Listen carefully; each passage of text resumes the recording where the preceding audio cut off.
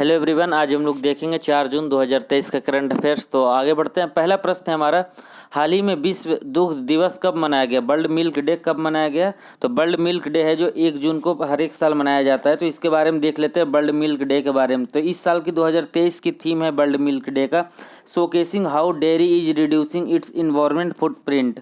तो मतलब क्या है इसका, showcasing how dairy is reducing it's environment footprint. और जो वर्ल्ड मिल्क डे है वो मनाया जाता है 1 जून को। ये शुरू किया गया था 2001 से FAO के द्वारा, फूड एंड एग्रीकल्चर ऑर्गेनाइजेशन के द्वारा शुरू किया गया था 2001 से। फूड एंड एग्रीकल्चर ऑर्गेनाइजेशन का हेडक्वार्टर कहाँ है? रोम में है। इसकी स्थापना कब हुई थी? 1945 में हुई थी। और ये जो दूध है पूरे विश्व का 24% भारत के द्वारा प्रोड्यूस किया जाता है। तो दूसरे नंबर पर कौन है? USA है। विश्व में सबसे ज़्यादा दुग्ध मिल्क प्रोडक्शन कौन करता है? इंडिया करता है, लगभग 24% करता है। और ये जो इस साल की थीम है 2023 का, इस साल का थीम है showcasing how dairy is reducing it environment footprint. ये किसके द्वारा शुरू किया गया था? FAO के द्वारा। दूसरा प्रश्न हमारा, हाल ही में किस शहर ने ड्रोन के माध्यम से दवा वितरण का सफल परीक्षण किया है? तो दुबई ने पहली बार क्या है, ड्रोन के माध्यम से दवा का सफल परीक्षण किया है। दुबई कहाँ है? जो UAE में, यूनाइटेड अरब एमिरेट्स में है। UAE का जो कैपिटल सिटी कौन सा है? अबू धाबी है। यहाँ के प्रेसिडेंट कौन है? मोहम्मद बिन जायद अल नहयान है। UAE का प्रेसिडेंट कौन है? मोहम्मद बिन जायद अल नहयान है। और UAE का कैपिटल दुबई नहीं है, इसका कैपिटल है जो अबू धाबी है।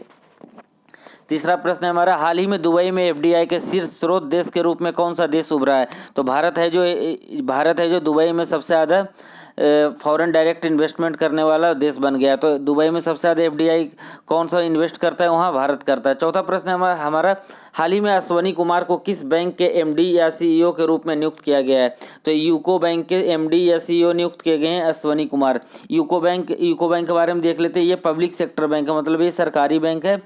और इसकी स्थापना हुई थी 1943 में। इसका हेडक्वार्टर कहाँ है? कोलकाता है।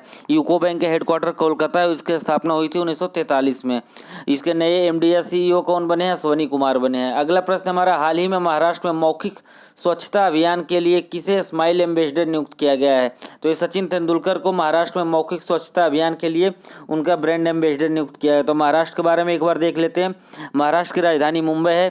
और ये बना कब था? 1 मई 1960 को। 1 मई 1960 को महाराष्ट्र से गुजरात अलग हो गया था। यहाँ के राज्यपाल हैं रमेश बैस, अब मुख्यमंत्री हैं एकनाथ शिंदे। महाराष्ट्र के मुख्यमंत्री कौन है? एकनाथ शिंदे, और राज्यपाल हैं रमेश बैस हैं। अब महाराष्ट्र में मौखिक स्वच्छता अभियान के ब्रांड एम्बेसडर कौन नियुक्त किए गए हैं? सचिन तेंदुलकर नियुक्त किए गए हैं। आगे देखते हैं। छठा प्रश्न हमारा, हाल ही में व्यक्तिगत सिगरेट पर स्वास्थ्य चेतावनी लगाने वाला पहला देश कौन बन गया? तो व्यक्तिगत सिगरेट पर स्वास्थ्य चेतावनी लगाने वाला पहला देश कनाडा बन गया है। कनाडा की राजधानी क्या है? ओटावा है। यहाँ की करेंसी क्या है? कैनेडियन डॉलर है।